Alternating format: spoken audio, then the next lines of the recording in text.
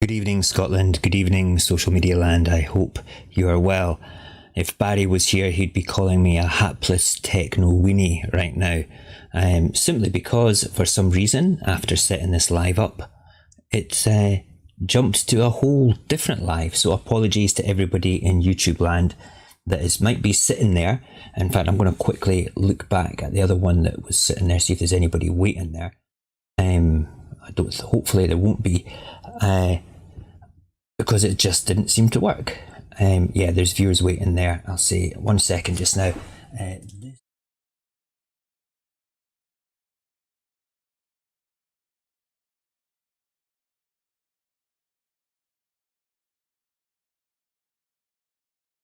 Very strange. If I don't think anybody else would be able to actually see that or not, because we've still got 6 people waiting there. So hopefully they'll jump across to the main one in a second. So how are you? Are you all good? I hope you are. I've already had a warning on TikTok land, basically saying that it's not eligible to be put forward for recommendations or being shared just now. It must be totally something to do with Christmas, because it's just not. Crazy times. Anyway, let's start proper. Good evening, Scotland. Good evening, social media land. I hope you're well. It is Friday the 20th of December 2024. Welcome to Saorsa Live. We are streaming across YouTube and TikTok. For how long, I don't know. So please do take the time to like and share across these platforms. And if one of the platforms goes down, just head across to the other one and it should be working fine. Fingers crossed. We're also recording this live and all the comments for the security and integrity of the live stream. So yeah, Christmas, it's coming around the corner very quickly. So is the new year, and it's been a really quick year, and it's been a bit of a quiet year on the marches, a quiet year for activism as well with everything. And this is going to be the last live stream of 2024. And we're going to go out with a bit of a bang, because once I close down the software on the computer, instead of going into Discord, I'm going to do another live on my phone so I can bring people in the boxes.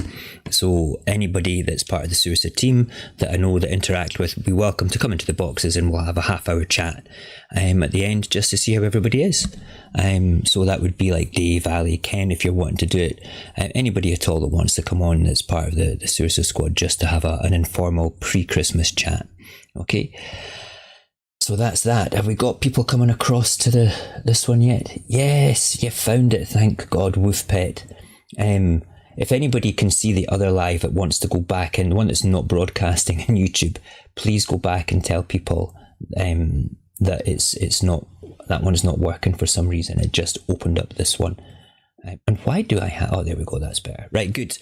Okay, so now that I've got my breath back, and now that the last 5 minutes of absolute panic and mayhem as things didn't work properly as I pushed the go live button, let's briefly go into what we're going to talk about tonight. So the year ahead is crucial, and it's filled with challenges and opportunities for the independence movement. There's going to be much to discuss in 2025 and much to campaign for. When we come back in January, I want to continue our positive message of unity and campaign, and the message to campaign both a pro-Scottish government and a pro-Scottish opposition. That's just something that we have to do, that will be constantly on the minds of everything that I do within this little campaigning team. However, come the new year as well, we're going to have to be looking at alternative people-driven possibilities to make all the organisations of independence turn and look at the people. I kind of feel that we're politically and maybe grassrootsy, with grassrootsy organisations, I'm feeling a bit taken, for granted. I feel that we could be doing more. Not us, I'm talking about the organisations. And I think that a lot of us rely on the organisations to lead us. And I don't really feel that there's as much leading as we could be receiving. But how do we go about doing that? Well, there's a couple of little things that I'm been talking to people about. I don't want to talk about it just now. Whether it would work or not, I don't know. But it's certainly something worth exploring. And we're going to talk a little bit more about that towards the end of the live stream tonight. Just because I've got like 4 shorter segments so we can hook up with everybody else within Saorsa as a whole. Right, so when we come back at the new year, we will be looking at these alternatives. We will be looking at them and discussing them. And as far as I'm concerned, we can try them. If they don't work, they don't work. We just move on to something else. We have to continually evolve and move forward. So before we begin, let's get that usual jingle for the last time in 2024 about liking and sharing and supporting your wonderful people that do digital activism.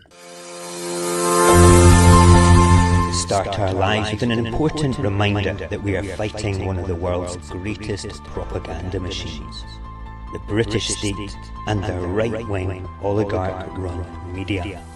To combat this, we ask that you always follow, like and share and comment positively across all social media platforms on any of your favourite Scottish independence creators and commentators. By doing this, you help to spread the word of our cause and manipulate social media algorithms to benefit our struggle. So please, for now, like and share this live stream, and if you haven't already, follow this account. Thank you. Okay, let's have a quick round robin in TikTok land. I can see Ali's there, Ken's there, Julianne's there, and my other account's there as well. There's a good few people sitting there, all liking and sharing, which is really good. A wee bit of reverb on the jingle I heard from somebody 1 wee second just now. Let me just check. Other things coming through. Might just have been you, Ken. Did we get any echo on YouTube land for the jingle there? Just let me know. Barry, I've not touched my settings, okay? We did have a Teams meeting earlier this week and I just had to change the headphones. That's all I changed, mate, okay? I promise you. All right? Not touched a thing. Okay, so right across there, I can see Eddie Wolfie Wolfpet, thank God you guys came across from it all. Listen, if you're sitting in YouTube land and you're getting echoes with the what's it called? The jingles that I play, just let me know, please. That's really important. There's Robert as well. Hi Robert, how are you? And there's Snarf as well. Brilliant. Great to see that once again YouTube land is totally destroying TikTok land when it comes to people coming to engage and stuff. Which I really quite like. It's nice to have you guys as a positive audience there. Yeah, there was an echo, Dave. Brilliant. I wonder why that is. I don't know why. We'll figure it out on the next one. I will actually monitor the output when I put the next jingle on and see if I can push a button, but then I might get into trouble from Barry. Right, let's get started. Let's get started and get straight into it. Okay, so with the discovery of vast oil reserves in the North Sea, an opportunity that could have changed the course of Scotland's history forever unfolded. Experts predicted that this wealth, if managed independently, could have placed Scotland amongst the richest nations in Europe. Yet, as promised, another event quietly unfolded. The closure of the Scottish Stock Exchange in 1973, merging it with London's. I don't know if you're aware of this. Scotland had 4 stock exchanges. I think it was Dundee, Aberdeen, Glasgow and Edinburgh. They all merged in the late 60s, early 70s. But then when they became one, they ended up merging in 1973 with London. Now, a lot of people say this was for, good business sense. It was to do with the consolidation of financial power in London. But with that consolidation of financial power, it ensured that Scotland's newfound wealth could never ever be controlled by Scotland. It would never be traded on in Scotland. It would only ever be controlled by Westminster. So it wasn't really just centralisation. I feel that it was a calculated move to strip Scotland of the tools needed to manage its own resources and economic future. But the first segment tonight is, what if things had been different? And that's what my videos were Monday, Tuesday and Wednesday. There was a problem with Thursday, but that's going to be the content that we're going to talk about later on. For some reason, again, video just didn't want to upload into YouTube. Problems with YouTube. Do you think somebody's after me? I don't think so. It's just me being a hapless techno-weenie. So, what if Scotland had been in control of its oil, its currency and its financial systems? So I want you to imagine a Scotland where the discovery of oil in the 1970s marked the beginning of a new era of prosperity. With controls over its resources, Scotland would have established a sovereign wealth fund very similar to Norway, securing the benefits of oil revenue for generations to come. Instead of being spent elsewhere, this wealth could have been reinvested into world-class healthcare, education and infrastructure right here in Scotland. But controlling the oil would have required the financial infrastructure to manage it, like a stock exchange, a central bank, and perhaps even a Scottish currency. Had the Scottish Stock Exchange remained open, it could have become the foundation of our independent financial systems. It could have supported the growth of homegrown businesses, attracted global investment, and provided a platform for Scotland to issue its own bonds. A sovereign Scottish currency backed by the immense wealth of North Sea oil could have ensured stability, flexibility in managing our economy. With monetary independence, Scotland could have tailored policies to suit its unique needs, free from Westminster ideology and rhetoric. But by the 1980s, Scotland would have been reinvesting its oil wealth to transform society. Instead of enduring decades of austerity and economic uncertainty, Scots would have enjoyed thriving industries, reduced inequality and a vibrant economy. Scotland might have emerged as a global leader not just in oil, but in innovation, education and renewable energy. By the 1990s, Scotland could have used its wealth to transition to a green economy, becoming a pioneer in sustainable development while ensuring long-term prosperity. A Scottish stock exchange could have been the hub of a modern financial sector, amplifying Scotland's roles in global markets. Today, Scotland's wealth could be a foundation for independence, not just as a talking point in a campaign. The closure of our stock exchange wasn't an isolated event. It was, in my opinion, a part of a larger strategy to centralise power down in London to ensure that Scotland's economic sovereignty was stifled just as our potential began to shine. This wasn't about efficiency, in my opinion again. It was about control. Control of the oil, control of the wealth, and control of Scotland's future. What if Scotland had been allowed to take charge of its destiny then? Where would we be now? Well, the truth is we'll never know. But we do know that the decisions made in the 1970s were not made in Scotland's interests.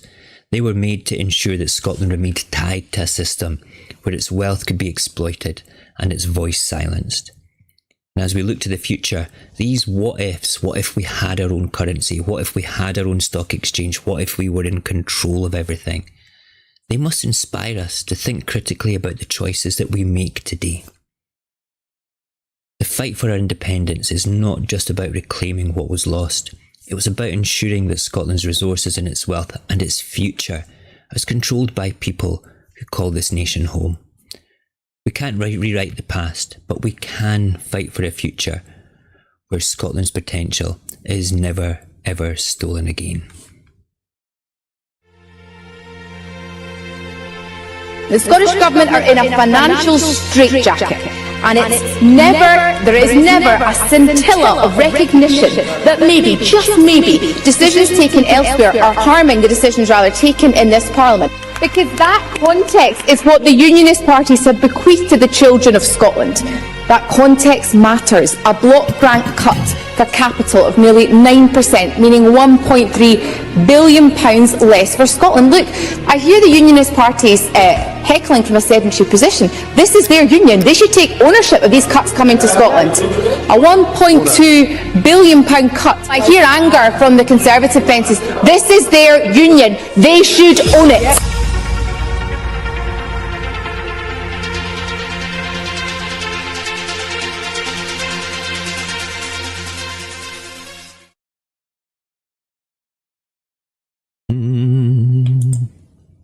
Right, Dave says there was a serious echo again there. I don't know whether it's cut off now because there was two channels where it was feeding in. So, did it get better towards the end by any chance, echo-wise? Guys, let me know in the chitty chat across in YouTube land. And TikTok land, did it get better towards the end as well by any chance? Right. So, let's briefly have a quick discussion about our own currency and stuff like that, okay? We're always shunned about, what currency would you use? Well, we would use whatever currency we wanted. And in my opinion, we should be using our own currency. I've had discussions with people about how our own currency is the best way to go. We don't want to be tied or pegged to anybody else's currency because then we're not in control of our own finances. That's really important. And we do need to have our own stock exchange to be able to trade our currency, to produce bonds and sell them, and to reinvest in Scottish companies, trade. I think it's very important. Now, people seem to think if we were to vote tomorrow, okay, and we voted yes overwhelmingly, because that's going to happen eventually, all right? If we ended up doing that we would start with nothing at all. Okay, Scotland's not a third world country. I know that it's treated like a third world country by Westminster sometimes, and it's a third world colony basically, right? We need to understand that we have institutions in place. We've got this thing called the Scottish Investment Bank, and I feel I've got this vibe that this is the precursor to our own central bank. And so we vote yes tomorrow. We go through a 2.5 year transition, okay, because we're not going to allow the same nonsense of Brexit to occur in our untangling and our divorce settlement. Okay, we'll make sure that it happens and occurs properly. Okay, so while that is going on, the discussions, Scotland's central bank doesn't start 2.5 years later. All the buttons, the levers, the mechanisms to be able to trade and to set up things like a passport office, a driver's license place, more civil service sort of places for Scotland to run efficiently, and of course a central bank and a stock exchange. The ability to generate our own currency and trade on it is going to happen a lot quicker than people actually realise. We're not stupid up here. We've got a highly educated population, and there's bound to be people from all over the globe and within the Scottish diaspora that would want to come back and maybe help set up our country with a positive way. We have to look at that, okay? And we need to build a country with a constitution and a positive way, something that's a bit different, something that is not the same as what we have and the same sort of like the way that politics is run. We need to be thinking about these things now, because we want to be fighting for those things when we are independent during that transition, to be able to do the right thing. Okay, quick little look around. 23 people across in YouTube land. Thank you very much, guys. There at all. You keep talking there, guys. And oh, Druss is in the house. Hi, Druss. I've not seen you for ages. Hope you're good. Okay. I'm not going to go any further with regards to the stock exchange and the money and the oil and things. I want to talk about what the content was going to be about on the Thursday. And this was really kind of based around our electoral system, looking forward at the institutions that are part of the independence process just now, discussing, are they gatekeeping a little bit? Are we separated because we are in different factions and teams and we can't push forward together? So I've titled this The People's Dreams, Not the Politicians' Playthings. Okay, so if Scotland's enduring fight for independence, there's one truth that remains undeniable. The future of our nation doesn't belong to organisations, to factions or political elites. It belongs to us, the people. Recent polls confirm that the growing momentum within Scotland is 54% of us now are supporting independence. 54%, that's brilliant. And that's kind of like almost consistent. It's always been around about 50-50, but 54 is quite an established sort of line in the sand. You know, it's not like 51 or 49 or whatever. But surprisingly, this figure jumps to 59% if we were to ditch the monarchy and become a republic. Now, I was really surprised at this because I thought there was a lot of people that believed in the monarchy in Scotland. But to see that, I was like, wow. So should we be actually considering in the future, you know, should we be considering in a constitution that gets written for Scotland, should we be writing the monarch into that? Should we be writing it as a republic? These are things, again, that we're going to have to start considering in advance. And also, how does this revelation, should it not send shockwaves through the movement and provoke an important question, which is, what will the SNP, ALPA, the Greens and the others do next with this information? Are they ready to adapt, innovate and collaborate in response to what the people are actually saying? Or are they going to cling to their own entrenched paths, leaving the movement fractured and, you know, lacking in any sort of progress at all? Golden question of independence has never been about, has always been about how to achieve it, not why we have to have it. The SNP has demonstrated, in my opinion, again, strong governance. You know, they have proven that they can push the boundaries of devolution to the point where Westminster gets frustrated and pushes back. And they ensure that Scotland's voice is heard. ALPA has injected urgency into the conversation, you know, emphasising action over caution. Groups like Believe in Scotland, Salvo, Independence, Liberation Scot and others have mobilised grassroots campaigns, educated the public and expanded the narrative on what an independent Scotland could look like. But despite all these contributions, no single faction has delivered a clear, unified strategy for achieving independence. Even now, divisions run deep between groups that claim to represent the people or the movement. If they truly were the movement, if they truly represented us, they'd be reaching out across divisions every single day to unite the cause. But I don't see that happening. You know, I've seen Alapa say, we will work together with anybody. We need to deliver a supermajority. They did that in 2021. And I think Ian McCaskill, is Ian McCaskill the leader just now? Is he the standing in leader of Alapa just now? I'm sure that I've read that he's, put out and extended a hand. I know that Gordon from Believe in Scotland at the rally at the 10th anniversary says he put both hands up at the rally and says, I will work with anybody to deliver this. But you can't just say it. You need to be living it every single day. We need to be having that conversation every single day about pushing that narrative forward, about the collectiveness. If we remained in our polarised, our different sort of factions, pulling in different directions, all believing in an independent Scotland, but pulling in different directions, it's never, ever going to work. I feel that the burden of unity and progress falls to us, the people. I really do. I think that it's something that we need to set an example for, not to be led to, but just to demand it. And one of the clearest strategies to show this is to elect the SNP government through the constituency vote and then use the list vote in 2026 to build a strong pro-independence opposition.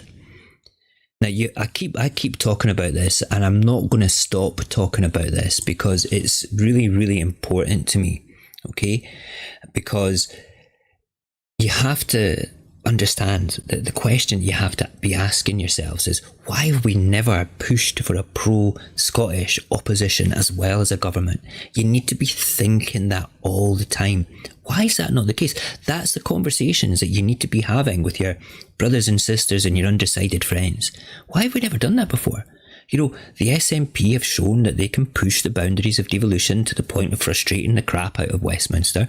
That's a good thing, okay? Westminster just now are giving us gifts of everything. I mean, the waspy woman thing, holy crap. What's that all about? All right? It's just a gift to be able to turn around and be able to criticise them. They're just not doing the right things for Scotland.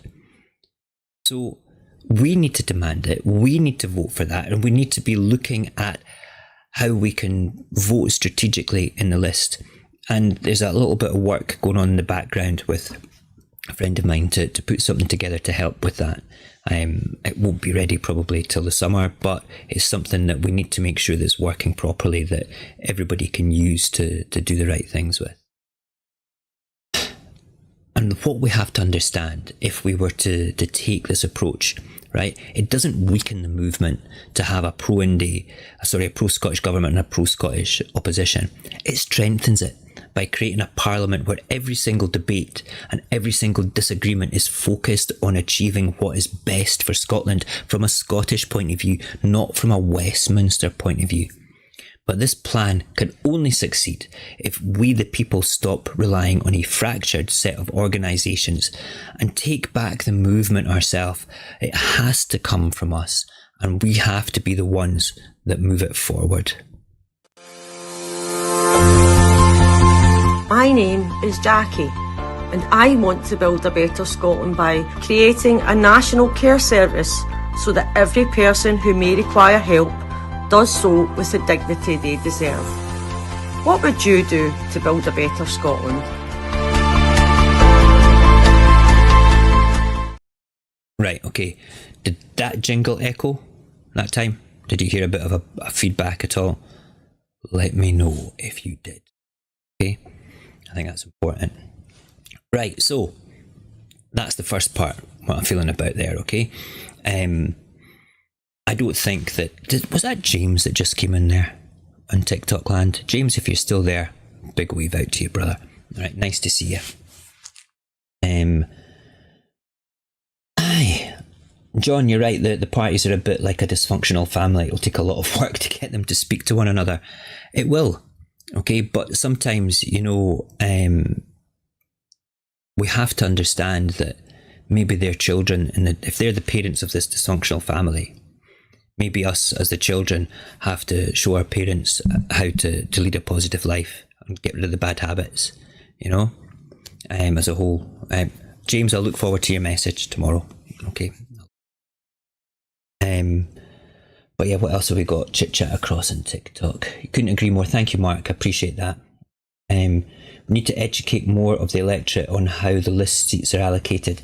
Ashbury, you're absolutely right. I couldn't agree more on that.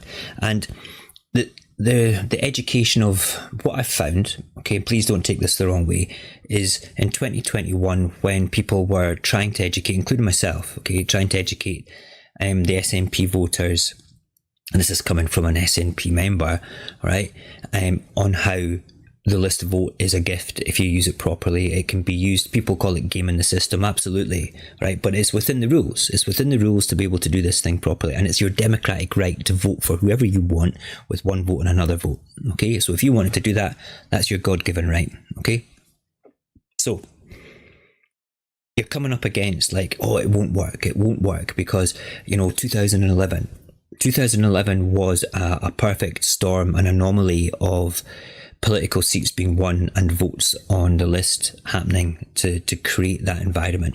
But if you look back beyond 2011, right, and you look at how Labour did really well in the constituencies back then, you will notice that they didn't do particularly well in the regional seats. The whole part of the 2026 election, the polls already saying that the list vote is going up for the SNP, and the SNP should have about 60 constituency seats. So everybody should be campaigning to use the SNP as a tool to have the government. We should be pushing for that, even if it's like having to hold your nose and think that that's the case. Don't look at them as politicians, look at them as tools in a toolbox to promote a pro-Scottish government, okay? And they can achieve a majority on the constituencies alone if we were to actually push and campaign in unison. But at the same time, we need to campaign for what traditionally may be perceived as a rival, and that would be Alapa, okay, or the Greens, all right? And we need to be in a position that they are going to work in conjunction, maybe not with every single vote, but basically having a pro-Scottish environment where basically everybody's views for everything to do with being pro-Scottish are heard properly and votes are made properly for it. And then we can tune out all the unionist nonsense and certainly tune out the reform nonsense, which will probably happen as well. In fact, to be perfectly honest, if you don't want reform to have any list seats or you want to minimise them, voting SNP2 is the wrong thing to do. We need to maximise the pro-Scottish vote for anything other than the SNP when it comes to the list, apart from maybe in the borders or away up north, okay, because that's the two places that we won seats last time, and that's part of the tool that we want to put together for next summer to actually have a look at that sort of thing. But that's what we need to do, and we need to be talking about it, and we need to be selling it as the pro-Scottish opposition, the pro-Scottish government. And then when people start to digest that and understand that, then we can move forward and say, well, this is how the system works. There is a great tool on the Scottish Government website, which is a slideshow, which is used by the Scottish Government to educate kids. It's got a little Einstein on it. Now, I have taken that, captured it, the whole slideshow, and made it into a video with a voiceover, okay, and it's on the YouTube channel, all right? If you scroll down, I've got about maybe 20-30 videos now, you will see little Einstein sitting there on the actual thumbnail for it. That's a great one. I'm going to stick it on the front of the Saorsa webpage, the front of the Saorsa Facebook page, so it's there again for people to actually go and have a good look at. I think that's really important, really important.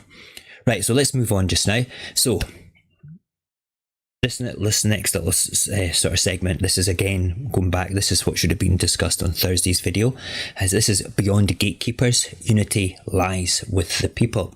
So organisations like SNP, Alapa, Salvo, Believe in Scotland, they've all contributed to the independence cause in their own ways. But their contributions have also been limited by a bit of gatekeeping, a bit of mistrust, and a lack of collaboration.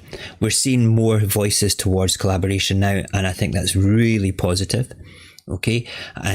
But we need to be doing more and more and more and more of it.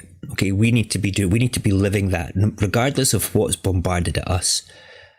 We need to step forward and say, it doesn't matter.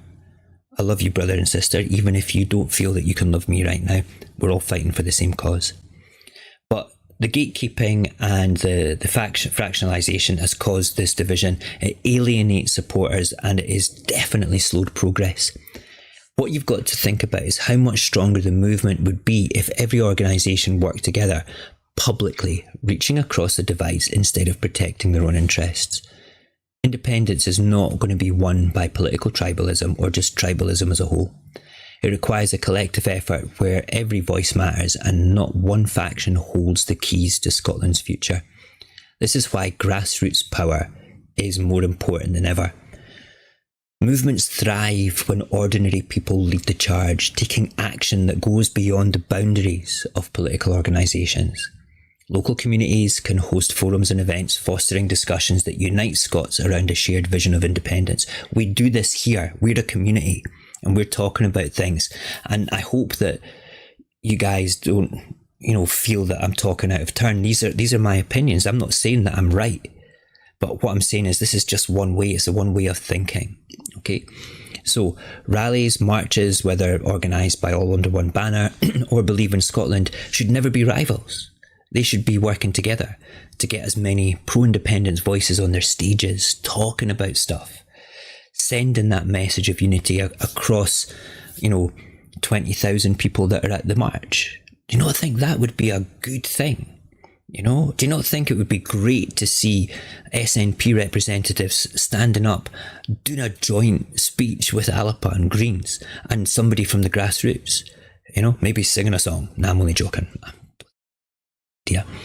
But there's also these things called citizen assemblies, and they can provide platforms for ordinary Scots to voice their ideas and their frustrations, shaping a narrative that reflects the will of the people, not the agendas of political elites. Politics should be left to politic, okay?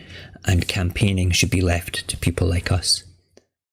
And in today's interconnected world, digital campaigns, this is a digital campaign, okay, have the potential to reach younger generations and the Scottish diaspora as well, amplifying the message far beyond Scottish borders. Now, these efforts aren't just complementary to the work of organisations, they're essential for reclaiming the movement. The people of Scotland must remind every faction, from SNP to Salvo to Alapa to the grassroots organisations like Believe in Scotland, Business for Scotland, All Under One Banner, Liberation Scotland, everything, that they work for us. And independence doesn't belong to them. I know that a lot of people say that it doesn't belong to them. But when you say something doesn't belong to you in that sense, and you're not actually reaching out every day or having people within your organisation reach out every day and not debate the differences, but sort of like hug each other for what we have in common, it doesn't seem that way. And the movement belongs to us, and we collectively, everybody in TikTok land and everybody in YouTube land, we all need to be working for that. It's all super duper important, really. My name is Kinneach, and I want to build a better Scotland by creating a fairer, more equal society where the country's success and prosperity is measured by the people's happiness and well-being. What would you do to build a better Scotland? What would you do to build a better Scotland? That was Ken. Ken, did you hear your own voice there? Did that sound strange? He's across in TikTok land just now. Right, so let's have a quick look. We need to educate more of the electorate. Yeah, we did that one with Hash. Did another one, yeah. If reform reduced the Tory list vote, it could help Alapa, the Greens and the SNP to gain list seats. That's a possibility. But it's if the SNP, let's say take Glasgow for an example, get 9 seats or even 8 seats on the constituencies, immediately, all right, they are going to have, we'll take at the minimum 8 seats plus 1. That's so their divisor, their whole list vote is divided by 9 straight away. So I did calculations to see how many votes back in 2021, the SNP would have needed to have to gain just one seat on the list.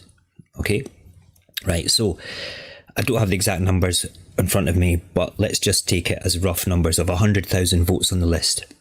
That was divided by 10 because they won 9 constituency seats. So the divisor for the D'Hondt method is 9 seats plus 1. So the divisor is 10. So they ended up, instead of 100,000 seats, with 10,000 seats. Now, the Greens, who were the last political party to get a list seat, had about 33,000 votes. So that means the SNP would have had to have 330,000 votes plus a little bit more to be divided by 10 to have a little bit more than the Greens to get that one seat. Okay. Now, 330,000 votes was more votes than the combined electorate who voted on the list in Glasgow. It was about 280,000 votes in total in Glasgow at that time. I do have all those actual numbers on another document, because I'm making a series of short videos about that, about 90-second long videos, and that's, I think, part 4 in it. But we have to be aware that perhaps maybe Ashbury's completely right for the borders and for the north of Scotland.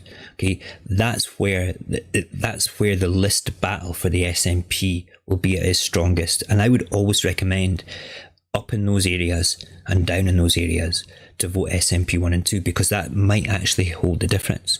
Because if you look at the band on the maps for the polls and things, it's just a blue band of Tories right along the borders. And these are like battlegrounds as well for the constituencies, because they're not all massive majorities down there for the Tories. It's something that we could pick up a couple of seats down there. That's the way it goes. But no, we need to be looking at everything Ashbury as well. Yep, Highlands and Islands, and the borders right across the Central Belt and other places. It's definitely not going to do.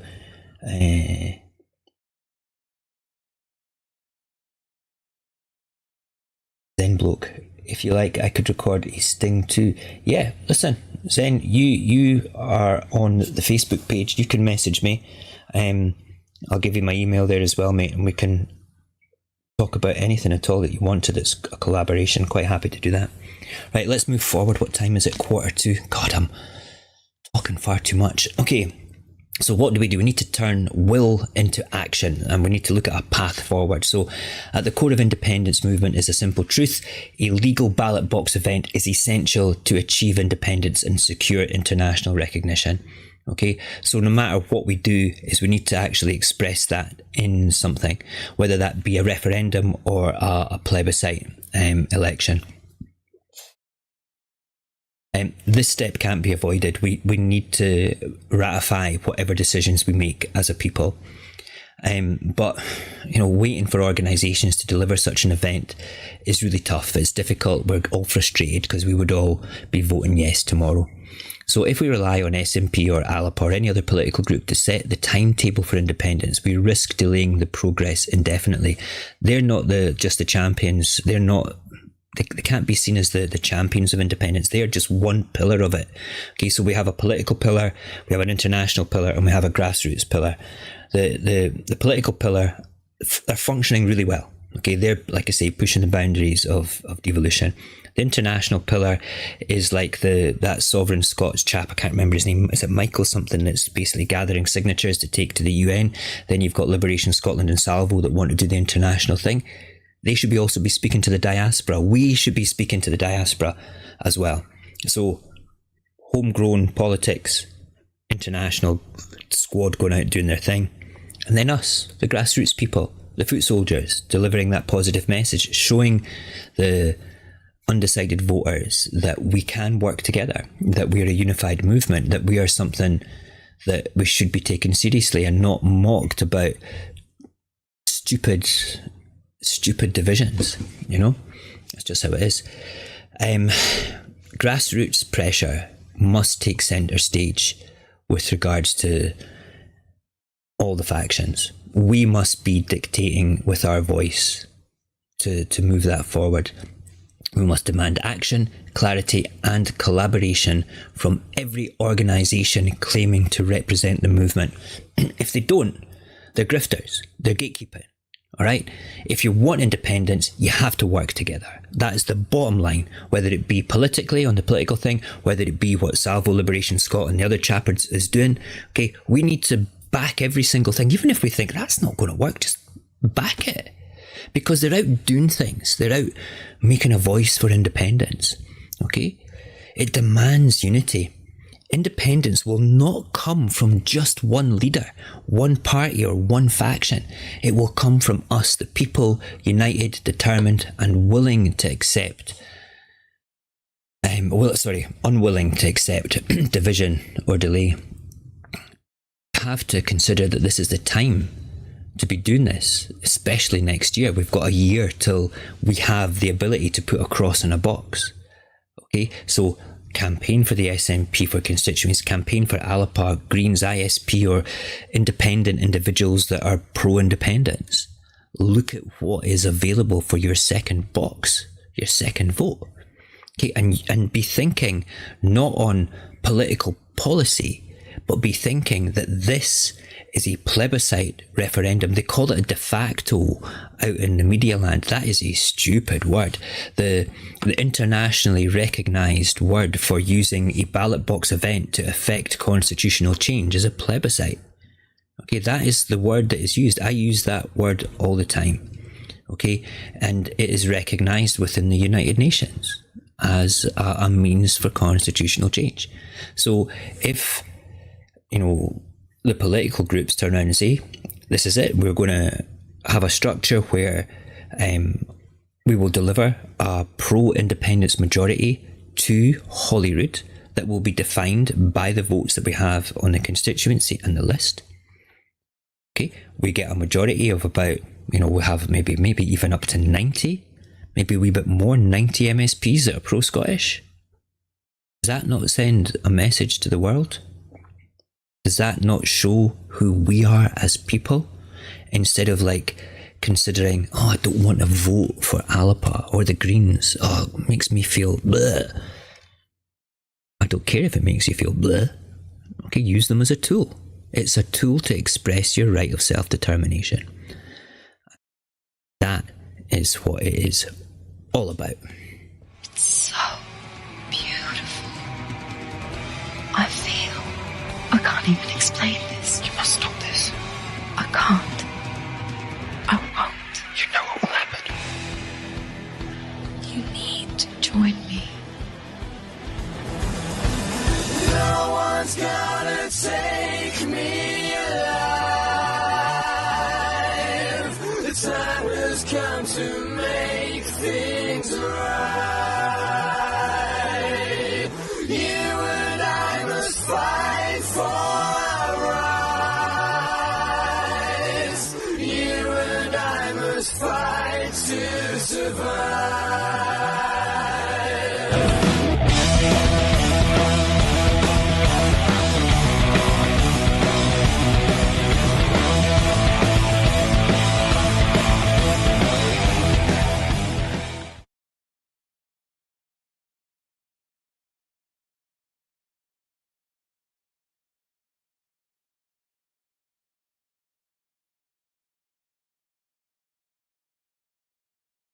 Did you hear my sweeties rustle in my pocket there? Put them away. I just switched the mic on just as it happened. I was like, oh no. Yeah, do you know what? There's some good comments coming across there. Who was it? Zen Bloke says, the SNP are doing the day job. That's the important thing. They need to be doing the day job. They're the party of government. They're also the party of independence, but they have to show the whole of Scotland how Scotland can be governed positively for, within the budget. Can you listen? We are limited greatly by the money that we get back from all the money that we send down. Now, everybody knows this within the independence movement. What was it? 88.5 billion we sent down last year. We get 41 back in the block grant. We're getting a record set of consequentials for next year. And well, that's because, Labour are spending more down south on things. So we get the equivalent of that coming over, so what else was said? bad-mouthing into parties that do not happen to be the one you support has to stop fighting amongst ourselves as a surefire winner for the unionist. Wolfpet, you are absolutely spot on. Okay? I could not agree more. All right. I sometimes question why people do that. Do we have agent provocateurs in our midst? Do we have people that are so entrenched and so hated towards the SNP that they would vote reform instead of voting for the SNP? I saw that on Twitter last week. That was quite scary. And what else have we got? Mike Fennick. That's it. Thank you, Robert. Mike Fennick is the chap that's collecting signatures. I met him at Bannockburn this year and signed that bit of paper. So that set that was at Bannockburn, I think, would have gone to the UN either just recently or in August. He sends bunches of this over regularly. And I think this time as well, he's actually writing to the 18 countries that were involved in the decolonisation thing. Yeah, and it's much of it's coming from external influences, Mark. I would probably believe that as well. You know what? You have to remember, social media is an echo chamber. Okay, we're in an echo chamber just now. You're listening to me. A lot of you guys are agreeing. Some of you might be sort of like questioning what I'm saying. This is just my opinions. I don't want this to be an echo chamber that strokes my ego. That's not what this is about. It's about delivering a message of unity and positivity and about what we can achieve if we were independent. That's what I think. That's what I feel. Right, so let's just finish up just now with this little bit, which is it's the future belongs to us. Scotland's independence movement is at a crossroads. The divisions between the factions have weakened the cause, leaving too many questions unanswered and too much progress unrealised. These organisations truly represent the people. They must prove it by reaching out across divides and working together. They have to, and they have to next year. And we have to tell them to do that. Okay, in a very positive, sales-pitched sort of manner. Why have we not ever elected a pro-Scottish government and a pro-Scottish opposition? Let them think about that for a moment. I don't want to vote for Alapa. Well, that's fine. Not voting for a pro-Scottish opposition means you're technically voting to allow London-based parties to come in and mock your country. We don't need to wait for our leaders to act. We can be talking digitally, on Discord, on Facebook. We can be talking directly within local communities. We could have little chats in coffee shops, set up bigger things, community halls. All these things are possible. And I really think that maybe even a citizens' convention, a larger one in a bigger hall, a few thousand people getting together would turn a few heads. Would it not? Would the political people not think, wait a minute, they've organised that themselves. We're going to be part of that. No, you're not. You can come in, but you're not going to lead it. It's for the ordinary people. It's for us. We're the ones that are wanting to do something positive. We're the ones that have waited too long for you guys to go and do stuff. And I'm not saying that to scold them. I'm doing that to maybe just slap them across the face a bit and say, wake up, because you're proving, SNP, you prove quite well that we can govern. Your day job is pretty good. Okay, it's the media and the unionists and the Westminster lot that mock you. But the truth of the matter is you're doing a better job for Scotland than any of the unionist parties ever did within devolution. That cannot be taken away from you. Alapa, I know why you're hurting. Because back in 2021, you thought that everybody would understand what a supermajority would mean to Scotland. I've never ever voted SNP 1 and 2 in my entire life. I've always voted SNP 1 and any other independent person, Greens, whatever. This time I'll probably end up voting Alapa in my region. We'll wait and see. We'll see who has the best chance of delivering seats. And I get why you're upset about that. You know, you feel a bit betrayed. And then that's where the animosity kind of brews from. And then, hate to say it, stoking division and everything that happened between Nicola and Alex court case and things like that, God rest his soul.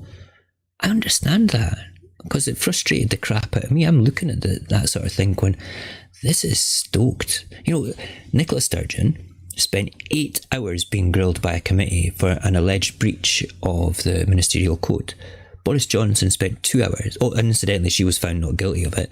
Boris Johnson spent 2 hours and they've still not come to a full conclusion for some of the charges. 2 hours. Nicola Sturgeon had a blue tent put outside her house for £600,000 worth of alleged embezzlement. There's billions, utterly billions, gone to waste during COVID contracts. We don't see any blue tents or constant media fandangos going on about the people there. It's awful.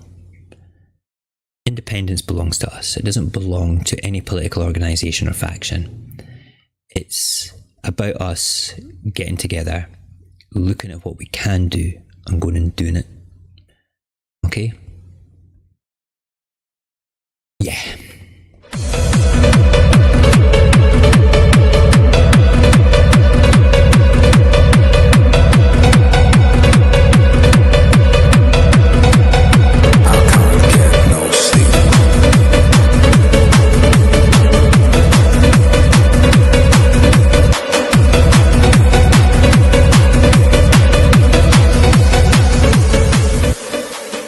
I can't get no sleep.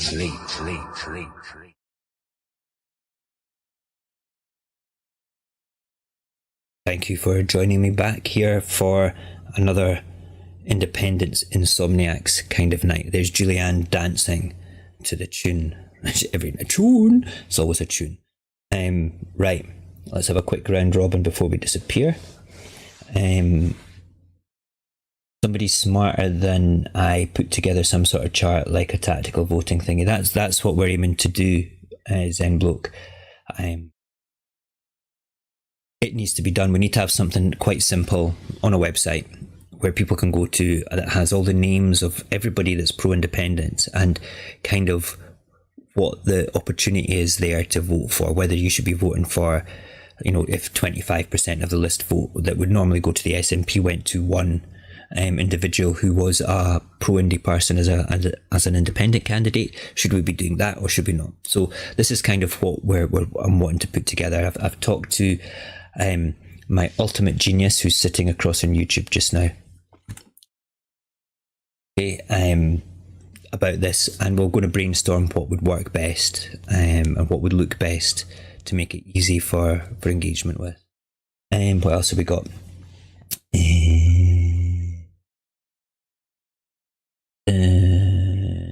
Greens are too opportunistic. I think so. I've voted for them for a long time. I was a bit disappointed with what happened recently. I think that I think they need new leadership. You know, I think that's what might happen. You know, it's just one of those things. Listen, at the end of the day, what will be, but what will be will come quicker and more positively for our movement, for our national cause, if we work together. So we're leading up to Christmas. It's less than a week till Christmas. This is the last official live stream. We're about to go and do a group live on the phones in a second, so I can open up boxes for people to come in, hang out for half an hour, because I'm working at 7 o'clock tomorrow morning. God help me. But go away and think about what we've just said just now. Go away and look back and share some of the videos on YouTube onto the Facebook groups and stuff. You might get a couple other wee sort of other one-off videos before Christmas and the New Year comes through. But we'll have a wee look. Let's have a look. The difference in the next election is if the SNP don't win constituency, they'll need second votes. You know, you're absolutely right, James. Okay, but the polls are showing just now that they're going to get 60 seats in the constituencies as a whole, and that they're going to leave them behind. But what we have to look at there as well is when we can take a risk with that and potentially have our votes wasted, or we can pretty much guarantee if we all voted for a second independence party or independence individuals on the list that they would push through and get more seats. And let's say we have a minority SNP government, which probably will happen.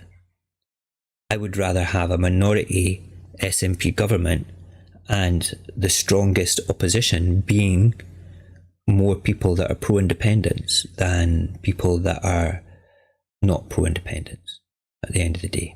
That's where I kind of stand with that. That's how I feel about it as a whole. But do you know what? This is why we have to look at it tactically. By the summer, we should have something together to be able to look at it, and we'll do lives about it, and we'll talk about it, and we'll talk about it in the Discord group. We'll talk about it in the Facebook page, and we're not going to be quiet about it. We're going to be looking at it and going, this is a good idea. This is a positive way forward, and that's really about it, you know.